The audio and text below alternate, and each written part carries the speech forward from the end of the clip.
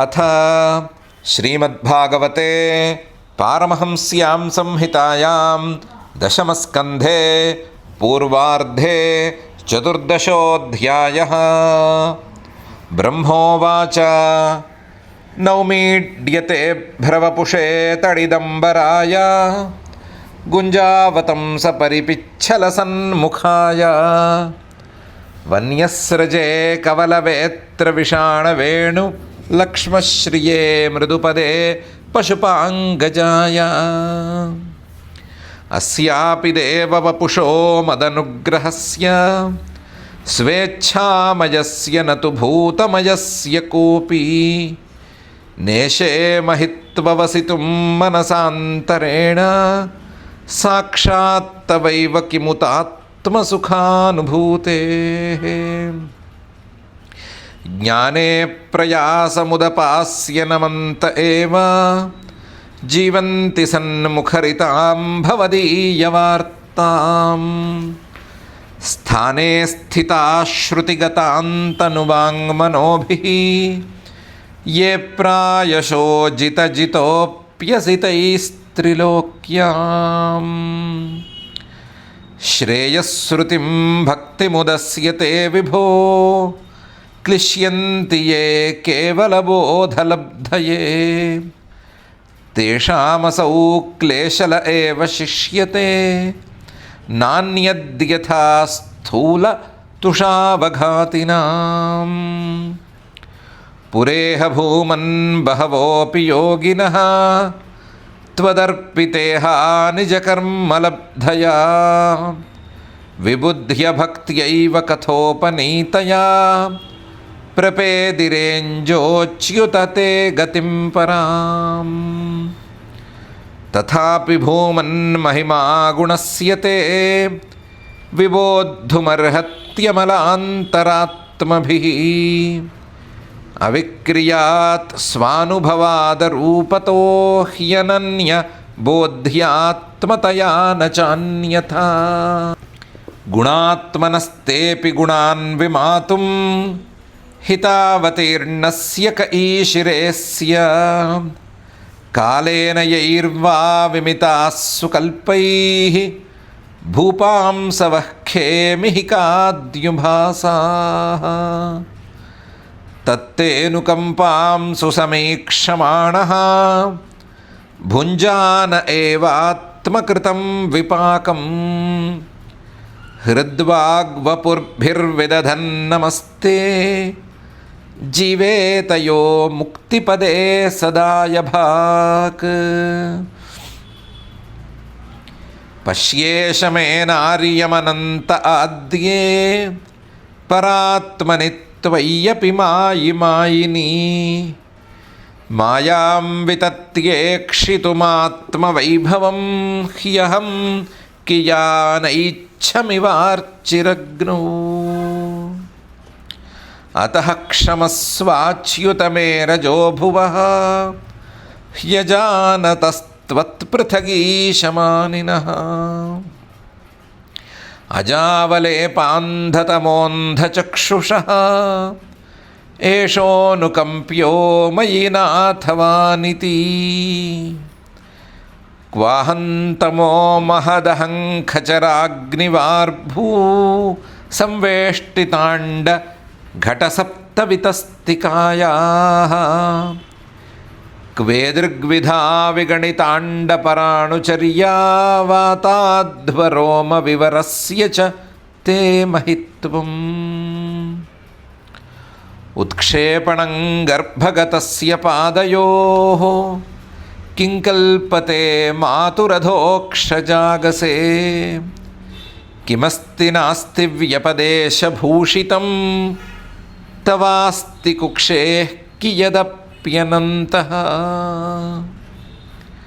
जगत्त्रयान्तो दधिसंप्लवोदे नारायणस्योदरनाभिनालात् विनिर्गतोजस्त्विति वाङ्नवैमृषा किन्त्वीश्वरत्वन्न विनिर्गतोऽस्मि नारायणस्त्वन्न हि सर्वदेहिनां ఆత్మాస్యధీశాఖిలలోకసాక్షి నారాయణోంగన్నరభూజలాయనాత్ తచ్చాపి సత్యన్న తవైవ మాయా తచ్చేజ్జలస్థం తవ సజ్జగద్వపుః కిం మే న దృష్టం భగవంస్తథైవ కిం మే న దృష్టం భగవంస్తదైవ కిం వా సుదృష్టం హృది మే తదైవ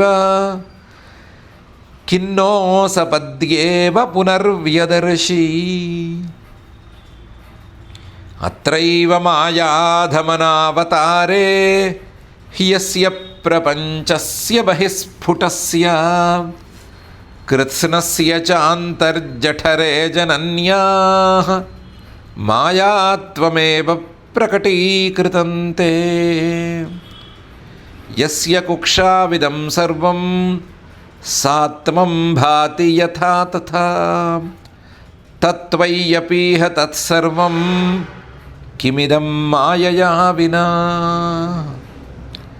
అద్యైవ త్వదృతేస్య కిం మమ నతే మాయాత్వమాదర్శితం ఏకోసి ప్రథమం తతో వ్రజ సుహృద్వత్సాః సమస్తా అపి తావంతోసి చతుర్భుజాస్తదఖిలైః సాకం మయోపాసితాః తావంత్యేవ జగంత్యభూస్తదమితం బ్రహ్మాద్వయం శిష్యతే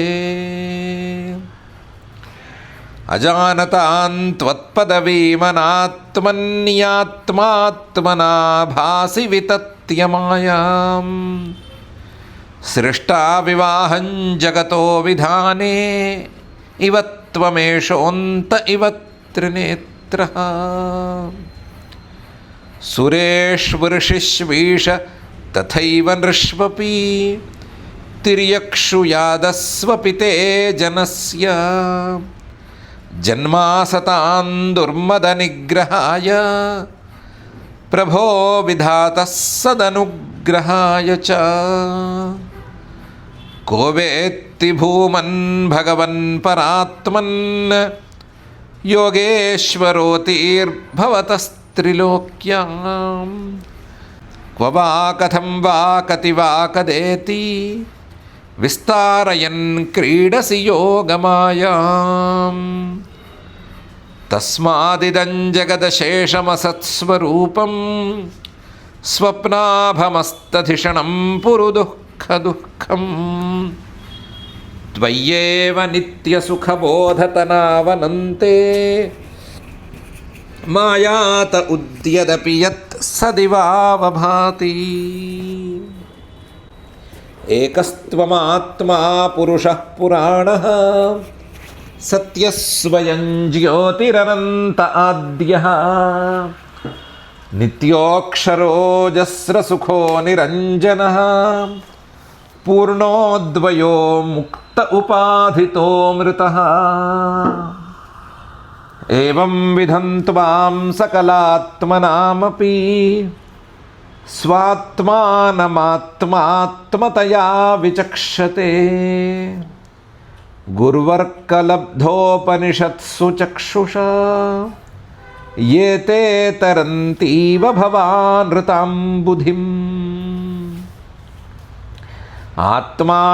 ఆత్మానమేవాత్మతయా విజానతాం తేనైవ జాతం నిఖిలం ప్రపంచితం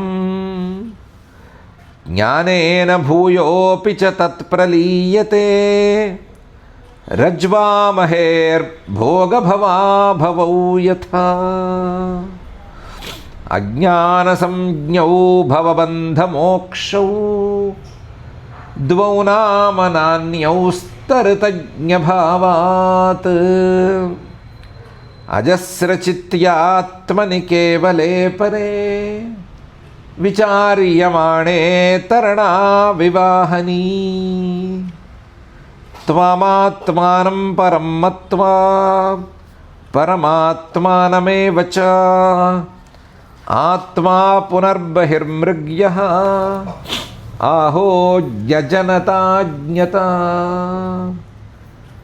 అంతర్భవేనంతభవంతమేవ హ్యతత్యజంతో మృగయంతి సంతః అసంతమప్యంత్యహిమంతరేణ సంతం గుణంతం కిముయంతి సంతః. అథాపి దేవపదాంబుజద్వయ ప్రసాదలేశానుగృహీత ఏవ హి జానాతి తత్వం భగవన్మహిమ్నో న చాస్య ఏకోపి చిరం విచిన్వన్.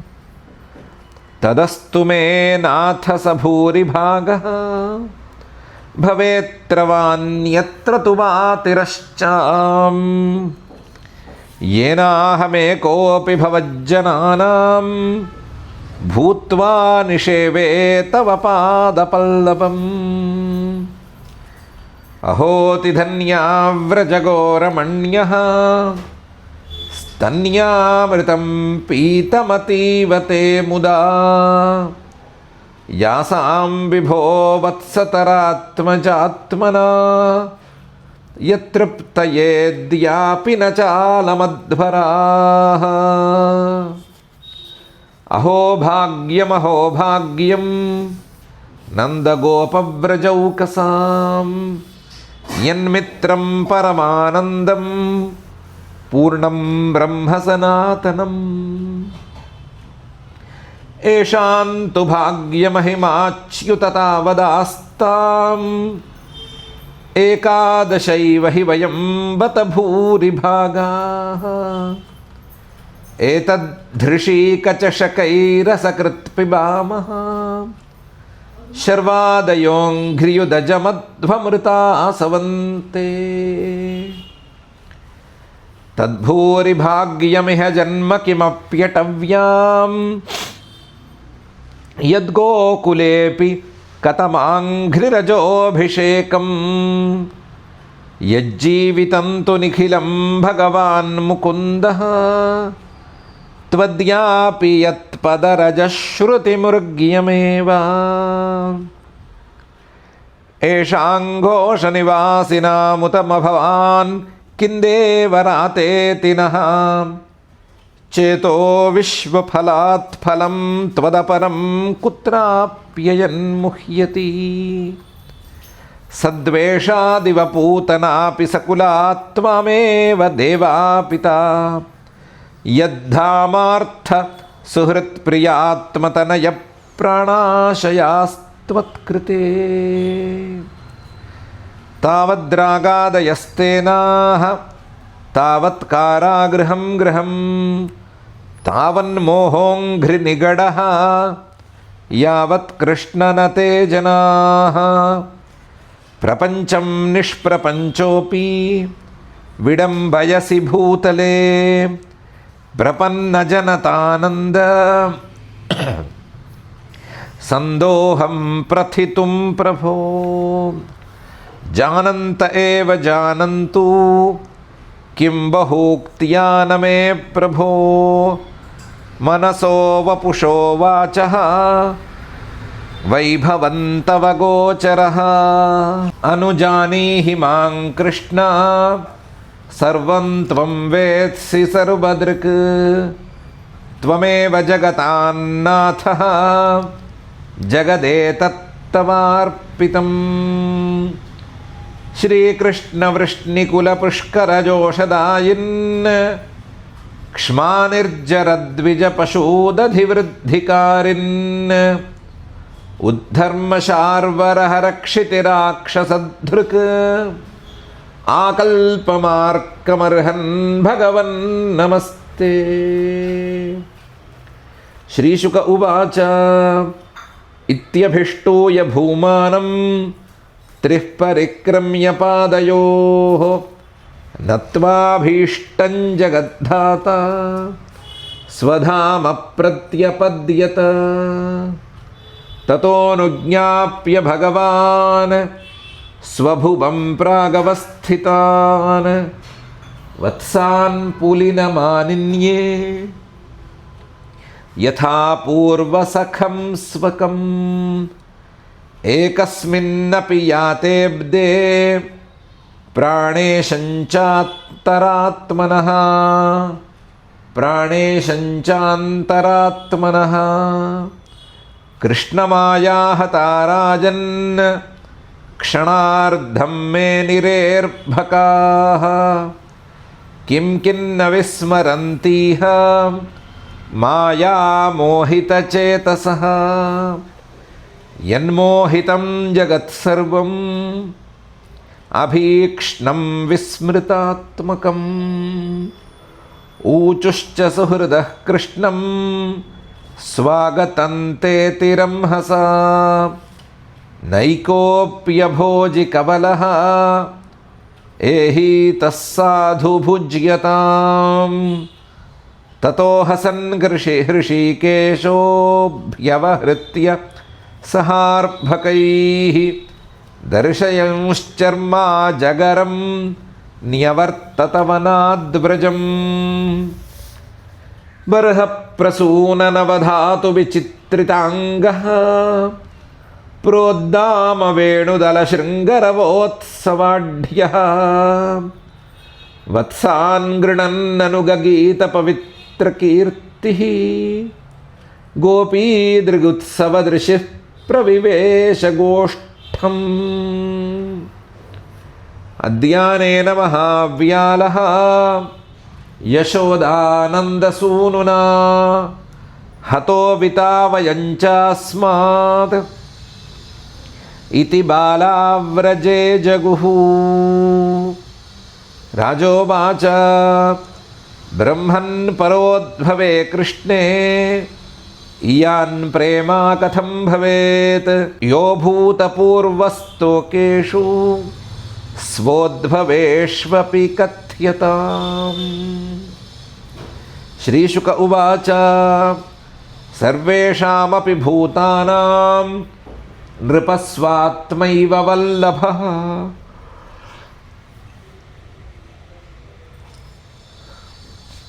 इतरे पत्यवित्ताद्याः तद्वल्लभतयैव हि तद्राजेन्द्र यथा स्नेहः स्वस्वकात्मनि देहिनां न तथा ममतालम्बी पुत्रवित्तगृहादिषु देहात्मवादिनां पुंसाम् अपि राजन्यसत्तमा यथा देहः प्रियतमः तथा न ह्यनु ये च तं देहोऽपि ममता भाक् चेत् तर्ह्यसौ नात्मवत्प्रियः यज्जीर्यत्यपि देहेऽस्मिन् जीविताशा बलीयसी तस्मात् प्रियतमस्वात्मा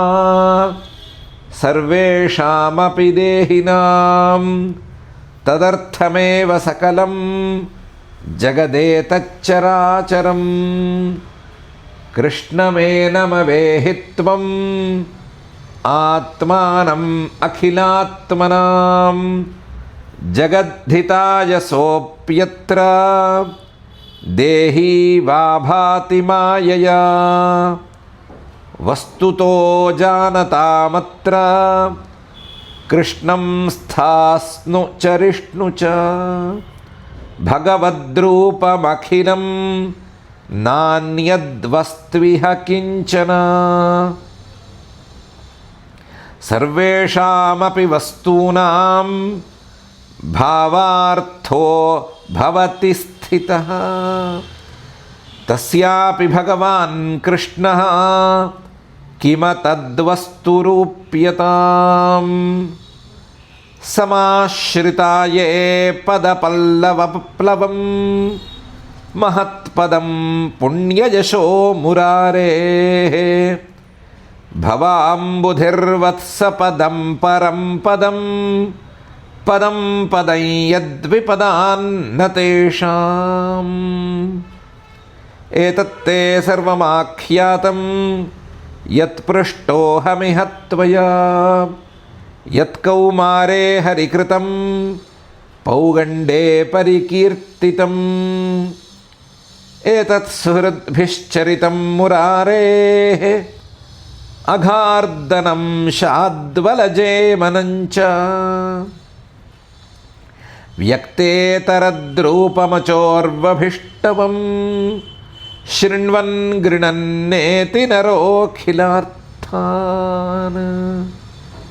एवं विहारैः कौमारैः कौमारं जहतुर्व्रजे नीलायनैः सेतुबन्धैः मर्कटोत्प्लवनादिभिः इति श्रीमद्भागवते पारमहंस्यां संहितायां दशमस्कन्धे पूर्वार्धे ब्रह्मस्तुतिर्नाम चतुर्दशोऽध्यायः।